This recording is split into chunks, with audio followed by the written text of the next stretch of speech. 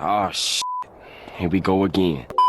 Assalamu alaikum wa rahmatullah. It's your brother Leafy was here, and in today's video, inshallah, we're going to be going through the final part of our series Refuting Orientalism. In our first part, we looked at what Orientalism is. In our second part, we looked at Quranic studies. In our third part, we looked at hadith studies from a secular perspective. And now in our final part, we're going to be going through the methodology that the Western scholars use to date hadiths and looking at the responses to them. And then finally, some conclusions about how we can refute this epistemology, how we can refute their assumptions, and how Muslims should be interacting with the Western methodology.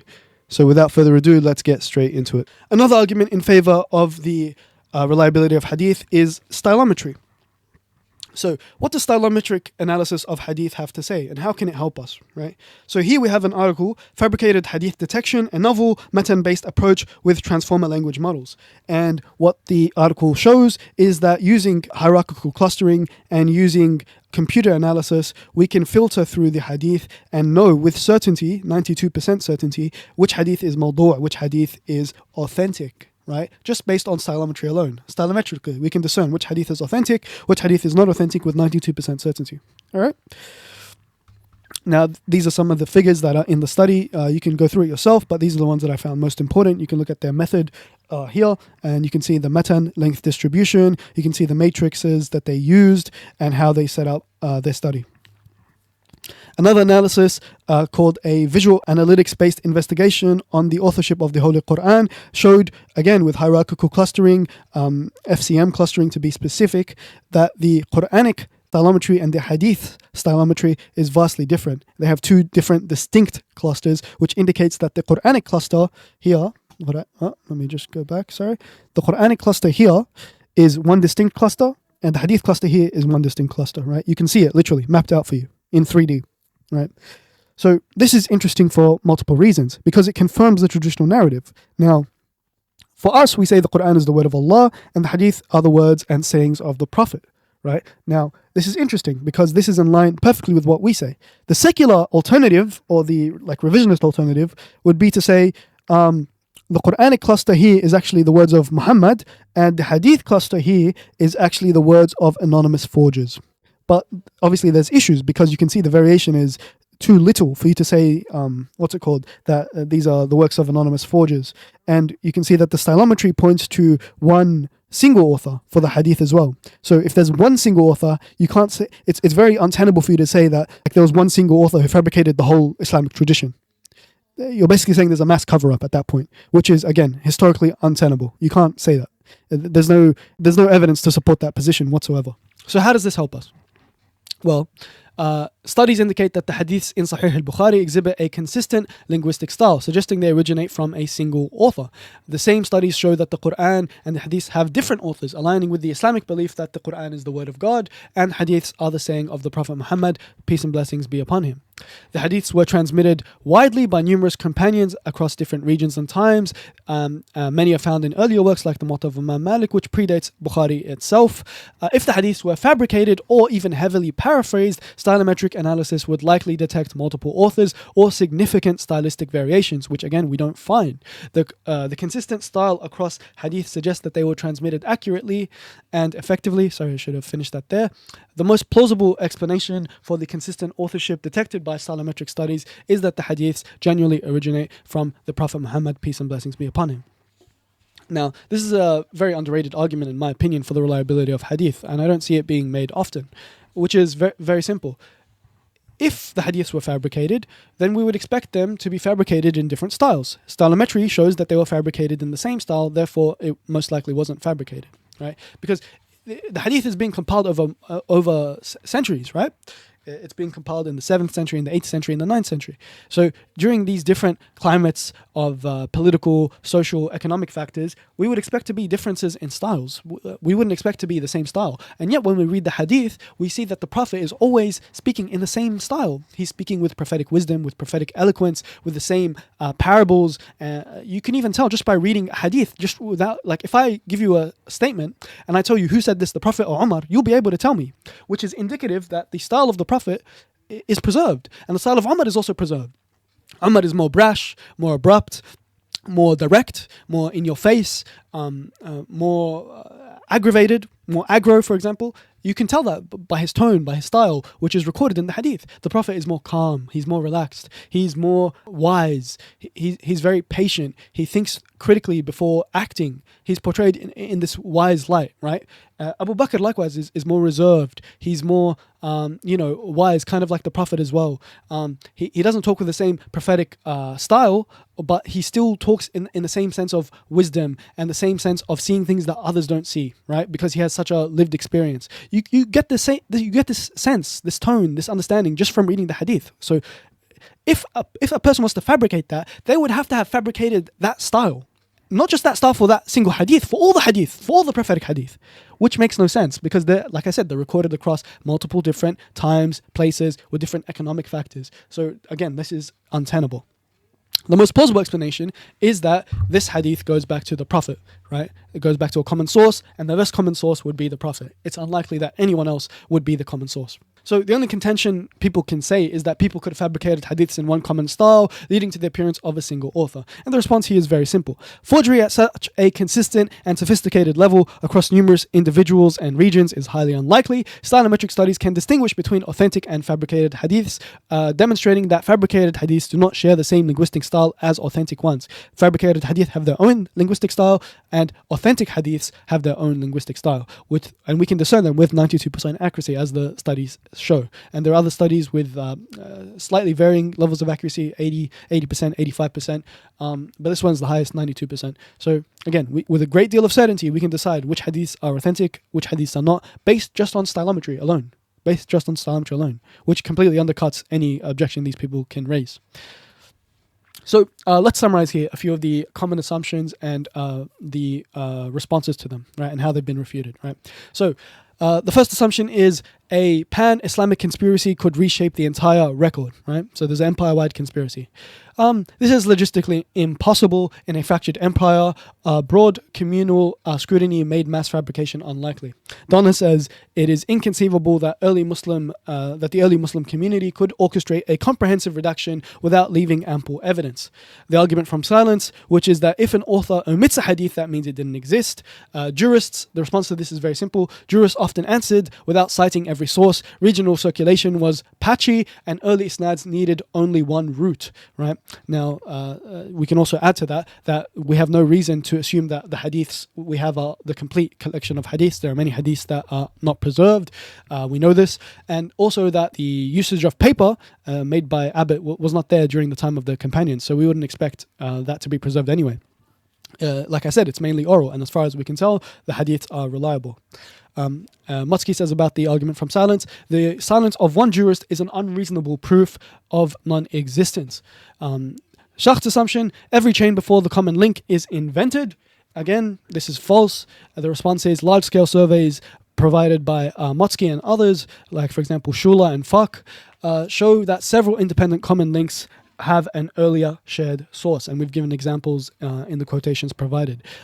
Mutsky says, remarkable that half a dozen successors in different cities would fabricate identical isnads converging on one companion. Again, it seems unlikely. And then again, the final assumption that they have is this a priori doubt that the burden of proof is on the believers. Default is skepticism or inauthenticity, right? You see people like Joshua Little say this, that every hadith should be assumed to be inauthentic until you have a reason, a corroboration from non-Muslim sources, which is, again, where'd you get that from, bro? Again, the response is very simple. Default should be historicity unless convincingly disproved. Our epistemology is different to yours. We say we can trust you until you give me a reason not to trust you. I'm going to assume you're reliable until you give me a reason not to assume you're reliable. I'm going to give you the benefit of the doubt. Why should I assume that you're unreliable without precedent? That's unreasonable. David Powell's comments on this, he says, the burden of proof lies on those who would deny the authenticity of reports attributed to the Prophet, and that this skepticism hardly inspires much confidence. Now, in terms of dating traditions, there are different methods that these Orientalists use. I'm going to go through them one by one, explaining what they are, and then explaining the refutation to each one. And this I'm going to be quoting extensively here from Dating Muslim Traditions. So he maps out 4 families of dating methods, right? First one is matn based. Second one is first appearance based, right? The third one is isnad based. And the fourth one is Isnad-cum-matn analysis, right? And I provided some scholars that fall into each group. Now, it's also worth noting that each scholar can use more than one method. For example, they can use one method they think is better in a certain instance and another method in another instance. And in each group also, there are further breakdowns of them. I'm just giving you like the overview, right? So in each group, the approaches are not always the same and can be further classified, okay? So the first one is pure matn dating, right? So just looking at the matn, this is the approach of Goldzinger, and this is basically goes back to the hadith of the chicken, right? The hadith of the chicken must be fabricated because the chicken it's in the chicken shop owner's interest for it to be fabricated. This is his method. Now, this is not a method at all. So Goldzinger's sweeping late Umayyad dating rests on a tiny, simple, a tiny sample and intuitive anachronism spotting, right? So this is not a method. This is just, I have a fuzzy feeling about this hadith. It looks like a fabrication, therefore must be a fabrication. That's not scholarship, bro. Brown calls this a chicken and egg type of logic. Schacht's maxim is not much better. He says like the maxim, if hadith has a maxim, so a legal ruling, therefore it's early. If it has a narrative, therefore it's late. But this is circular because he defines development from the very material he's trying to date. So he doesn't even get off the ground to begin with. Spiel's form criticism fails once you test his assumptions. Reported speech is later than direct speech, etc. Right? So this pure matn dating is weak. It doesn't stand up. The second method that they use is the first collection dating, right? So the argument from silence is used here. For example, if Malik doesn't have it, it doesn't exist. And this collapses the moment a single earlier source pops up, right? And Motzki shows many examples of this, where Yoimbal dates something using this method, the argument from silence, and Motzki is able to, using Isnad-cum-matn analysis, show that the text is actually much earlier, and therefore the argument from silence is actually fallacious here. It's not a deafening silence, it's a weak argument from silence, which these scholars rely on, right? Isnad-only analysis. So this is looking just at the Isnad without looking at the matn and trying to see if it's authentic from that. So this is where Schacht's rules apply. He says, look, a complete Isnad means it's late, there's back projection, there's spread, it derives from the common links, and the ones that don't derive from the common links are dives. They're later fabrications, right? And he says these are only useful when stripped of their sweeping conclusions. Yoimbal's refinements, where knots and dives, he adds to that the deeper the dive, the later, still lean too heavily on arguments from silence and assume chains were fabricated en masse, which again is an assumption we do not grant and is an unsound assumption. So again, this method of Isnad-only analysis also fails. Now, Motzki's method is Isnad-cum-matn analysis, right? Now, what is Isnad-cum-matn analysis? I'll get into it here. So you map out the chains and you compare that with the matn, and you see the correlation between the matn and the variance in the chain. So you see the variance in the matn, you see the variance in the chain, and you create a map basically trying to show, okay, this variation comes from this reciter, so on and so forth, until you can reconstruct the original. This is Isnad-cum-matn analysis, right? Now, I don't want you guys to think that there are many different versions of Isnad-cum-matn analysis since its proposal in like the 1950s, and then later it was really worked on by Motzki and his school of thought in the 90s and popularized. But this actually goes back to our tradition. The only good way of dating actually goes back to our tradition. So people like Dhahabi and others actually used Isnad-cum-matn analysis because you don't need computers to do this, even though that makes your job much easier, obviously, and you can be much more precise with computers, but you don't actually need computers to do Isnad-cum-matn analysis. You can trace correlations in variations between matn and asanid just purely by looking at them. You can look and see, okay, this variation is due to this person, this variation is due to that person. So obviously we take them out and you can reconstruct the earlier text just like that. It obviously takes much more time, but it is possible, and the Muhaddithin did do this. So this actually comes from our own tradition, and Motzki credits Dhahabi with this usage, and other scholars as well. Dhahabi is not the only one, there are many others, but I'm just using him for the sake of convenience. So how do you do Isnad-cum-matn analysis? So first thing you do is you collect all the variants of the report, right? So all the variants, no matter how weak, no matter how strong, you collect all of them, right? Then you graph the Isnad bundle to look at the common link. So you try and find, okay, here's this common link, here's this partial common link. Then you lay the matn variants in synoptic columns. So you cluster them based on columns and based on Isnad. And then you test correlations, right? So you see, okay, this correlation is due to this correlation is due to this person, and this correlation is due to that person, etc., etc. And once you do that, when the chain breaks, right, when there's a chain branch, right, then that's real transmission. When there isn't, then you can say that there's fabrication or at least conflation going on. Using this method, you can date reports to at least the common link's lifetime, but in many cases, as Motsky shown, you can date it actually to one level earlier, to the time of the companions, right? So he calls this the terminus antiquum. Again, what are the results that he gets from this? So we've gone through them before, but it's worth restating.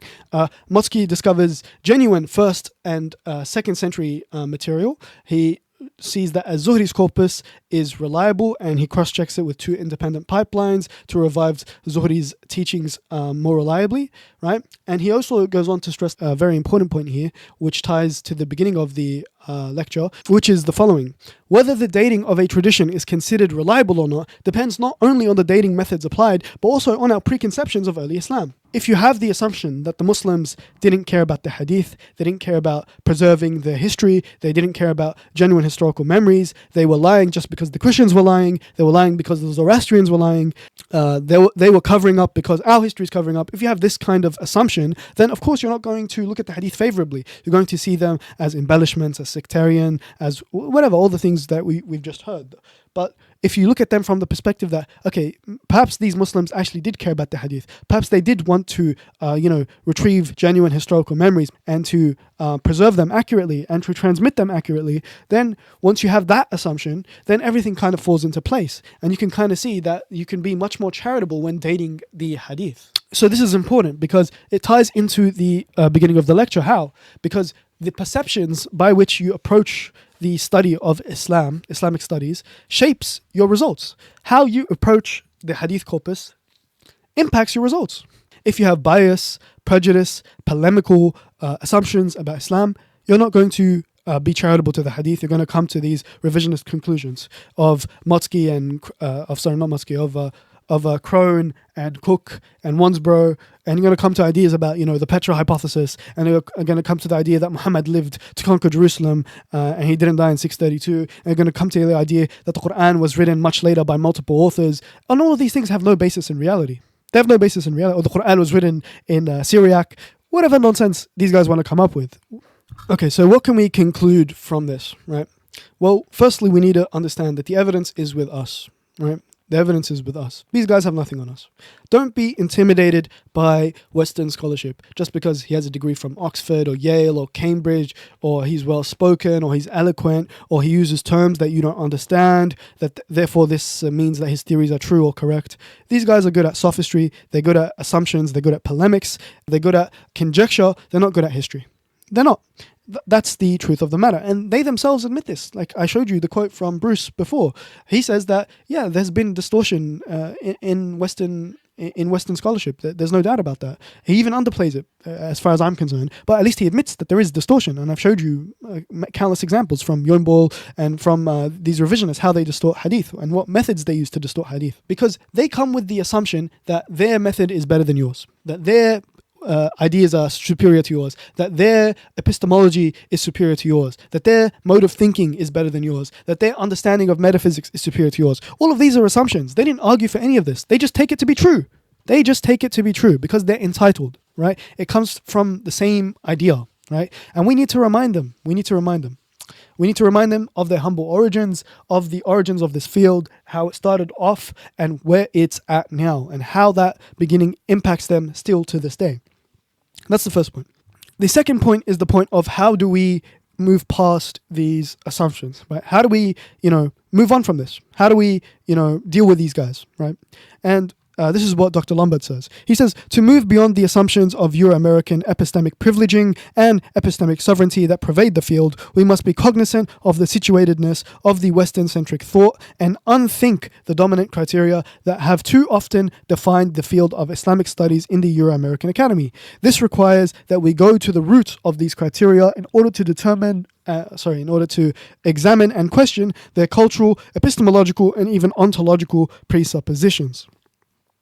Such a process can allow for emancipatory transformations that follow scripts outside those developed by Western-centric critical theories. The manner of bridging the divide between Euro-American scholars and scholars in other countries by translating contemporary work from multiple languages, as proposed by Ripon and others, too often becomes a tool for extending Euro-American epistemological hegemony when it functions to extend abyssal thinking by privileging any approach that favors epistemologies arising from within the dominant paradigms of the Euro-American Academy. So, what's he saying here? A lot of fancy words, but what's he saying? What he's saying is Muslims need to educate themselves. They need to understand the assumptions of the Western Academy. They need to understand that these assumptions are given for them. They don't argue for them. They don't even feel the need to justify them. Why should I assume human skepticism when approaching the hadith? That's an assumption. Why should I grant your assumption? I have my own epistemology. I have my own metaphysic. I have my own theory of knowledge. I have my own way of deriving things from Quran, Sunnah, Ijma' and Qiyas. Why do I need to follow your way of thinking? You have to show me why your way of thinking is better. And really, when you press them on that, they won't know how to respond, because these people like Donna, Little, they're not philosophers. They don't know what they're talking about. Crone, Wansborough, they don't know what they're talking about. They have no issue discussing epistemology or philosophy or anything. They're not trained in that. So they have no idea. They just take this for granted. They just take for granted that West is best. They take for granted that Western skepticism rules over everything. And why should we take that for granted? And it's because we've been intellectually colonized. Not only have our lands been colonized, but also our epistemic sovereignty has been taken away from us. And that to me is a greater tragedy, because you can take away, you can take away the walls. You can take away you can free your country. Right? Libya can be freed. Syria can be freed. Palestine can be freed. Right? Eventually, it can happen. But what you can't take away is the ideas that have been ingrained in you. Because eventually, when you teach your kids, they're going to understand the same way you understand. They're going to think the same way you think. They're going to adopt your epistemology. And if your epistemology has been colonized, if your epistemic sovereignty has been taken away from you, then it's also been taken away from your kids. And they will think the way that you think. They will think the way that your conquerors thought, which is not what we want. We want them to think with the way the Muslims think and under our rules. So we have to be cognizant of that. As a Muslim community, we have to be cognizant of that, and we have to work towards that, and we have to be conscious about that. That what we say, how we act, what we know, and who we take our knowledge from is important.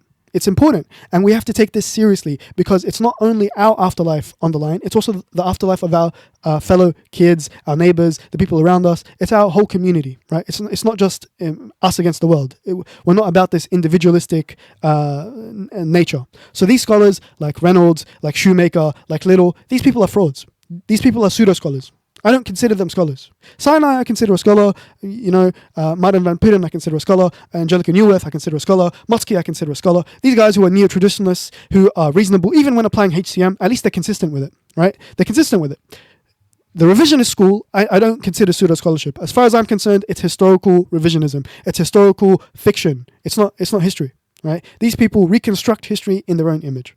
And we have to be aware of that, and we have to constantly warn about that, because these arguments are what they're trying to popularize. These types of Shachtian arguments from silence, these types of, the arguments of Goldzinger about, anachronisms and hadith, etc., etc. And we've shown that these are all just, unjustified, unsubstantiated assumptions. That's all they boil down to. And yet they want to, confidently berate to the Muslim community and lecture us and pretend. Like Yombo, if you read his work, it's rubbish. I hope you don't read it. I don't recommend his work. But if you do, what he says is that, look, he laments, why don't the Muslims, take more heed of what's going on in the West, that we've said that hadith are unreliable. Like, he expects almost the Muslims at a drop of a hat to kind of just follow whatever the West does. That's the implicit, assumption. And just what does that say about the power relations at play? How does he see the Muslims? He sees us as followers, but we're not followers. We're leaders, and we've always been leaders. And these people learn from us. If they were to put aside their arrogance, they would learn from us. And they have learned from us in the past when they weren't arrogant. And that's how they got the Renaissance and their great enlightenment that they, love to champion about. They took it from us. They took those ideas primarily from us. That's the fact of the matter. And yet these same people that, the enlightenment came from us want to turn around and tell us, oh, you guys are backwards, this is unreliable, with all these fallacious assumptions and fallacious reasonings. And they want to pass it off as scholarship, right? So we have to be aware of these discourses. We have to understand and be educated, which is why I'm presenting this material for free. Feel free to use this material as much as you like, and share it with other people as well, so that they also benefit from it, inshallah. And with all that being said, Assalamu alaikum wa rahmatullahi wa barakatuh. So with all that being said, that brings us to the end of this 4-part series, Refuting Orientalism. If you guys enjoyed and benefited, make sure to leave a like and comment telling me that you benefited. If you didn't benefit or you missed something or you thought I should have added something, make sure to also comment and let me know what I should have added or what I missed. But inshallah, I was able to be as comprehensive as possible in as little time as possible to arm you guys with the equipment to deal with these types of arguments. So now you guys should understand how to approach Orientalism, how to approach their methodologies, how to question their assumptions, and how to think critically about the arguments being presented by people like Schacht, Little, Shoemaker, and other revisionist scholars. With all that being said, I want to thank you guys greatly for your support. Wassalamu alaikum wa rahmatullahi wa barakatuh.